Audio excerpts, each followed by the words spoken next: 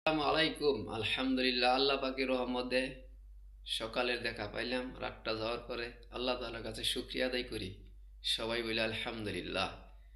প্রবাসে থাকেন, দেশে থাকেন, যে যেখানে থাকেন না কেন, অবশ্যই সবসময় নামাজটা আগে আদায় করে নেবেন, তারপরে যে কোনো কাজ করবেন। নামাজটা আগে আদায় করবেন, তারপরে কাজ করবেন। নামাজটা যদি চইলা যা, এই নামাজটা আর পাইবেন না। কাজ 10 মিনিট পরে হলেও করতে পারবেন। তো নামাজের রক্ত চলে গেলে এই রক্তটা আর পাইবেন না ফিরে।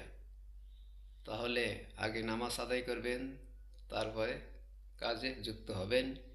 নিজেও পড়বেন নামাজ, অন্য বাকি নামাজে দাওয়াত দিবেন। ইনশাল্লাহ আপনি বেশি বেশি আমল করতে পারবেন। তা আপনার প্রতি রইল ভালোবাসা, সকলের প্রতি ভালোবাসা। অবশ্যই সকলের জন্য সকলেই দোয়া করবেন।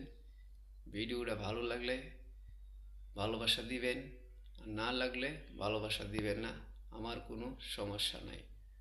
আল্লাহ পাকের রহমতে সকলের জন্য দোয়া এবং ভালোবাসা রইল। ধন্যবাদ।